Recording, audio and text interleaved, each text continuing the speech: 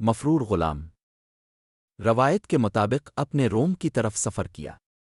اب کے ساتھ اب کی زوجہ محترمہ اور 2 بچے بھی تھے۔ دوران سفر ایک مقام پر حضرت یونس اپنی بیگم اور بچوں کو چھوڑ کر کسی کام سے گئے تو اسی دوران وہاں سے کسی بادشاہ کا گزر ہوا۔ اس نے جب بیابان میں ایک جمیل عورت کو دیکھا تو وہ بچوں کو چھوڑ کر حضرت یونس کی زوجہ محترمہ کو زبردستی اپنے ساتھ لے گیا۔ حضرت یونس جب واپس تشریف لائے تو اس واقعہ کو مشیت ایزدی سمجھ کر خاموش ہو گئے اور بچوں کے ساتھ دوبارہ سفر شروع کر دیا۔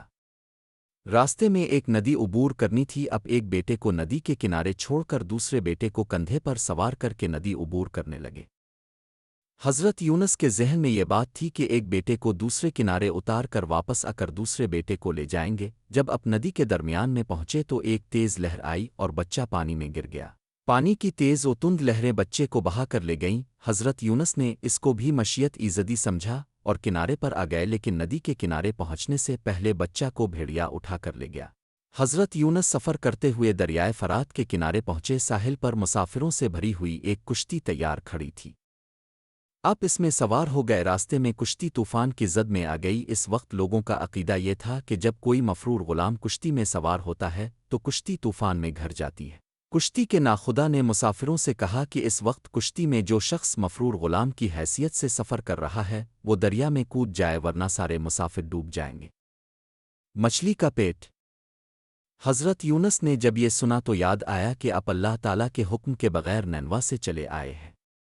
حضرت یونس نے ناخدا سے کہا، میں اپنے آقا کی مرضی کے بغیر اور اس کے حکم کا انتظار کیے بغیر چلا آیا ہوں، لہذا میں ہی وہ غلام ہوں جس کی وجہ سے کشتی طوفان کی زد میں آ گئی ہے۔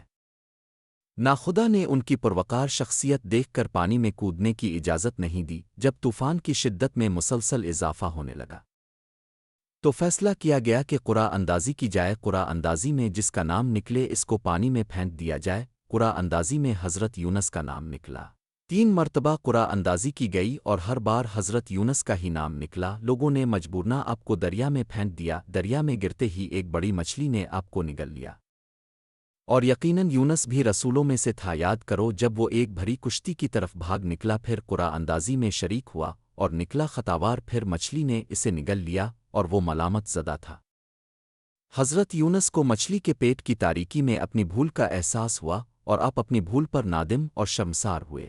اللہ کی تسبیح و تقدیس کرتے ہوئے معافی طلب کی رحیم و کریم ہستی اللہ نے دعا قبول کی اور آپ کو اس تکلیف سے نجات عطا کی، اور مچھلی والے کو بھی ہم نے نوازا۔ یاد کرو جب کہ وہ بگڑ کر چلا گیا تھا کہ ہم اس پر گرفت نہ کریں گے، آخر کو اس نے تاریکیوں میں سے انہیں پکارا ہے کوئی اللہ مگر تو پاک ہے تیری ذات، بے شک میں نے قصور کیا۔ تب ہم نے اس کی دعا قبول کی اور غم سے اس کو نجات بخشی، اور اسی طرح ہم مومنوں کو بچا لیا کرتے ہیں۔ سایہ دار درخت۔ تورا میں کتاب یونا باب 2 حضرت یونس کی دعاؤں پر مشتمل ہے جو اپنے مچھلی کے پیٹ میں اللہ تعالیٰ کے حضور احساس ندامت کے تحت مانگی تھیں۔ تورات کے مطابق آپ مچھلی کے پیٹ میں 3 دن اور رات رہے۔ بالآخر مچھلی نے آپ کو اللہ کے حکم سے خشکی پر اگا دیا۔ گرمی کی شدت اور دھوپ کی تمازت سے محفوظ رکھنے کے لیے اللہ تعالیٰ نے وہاں ایک سایہ دار درخت اگا دیا۔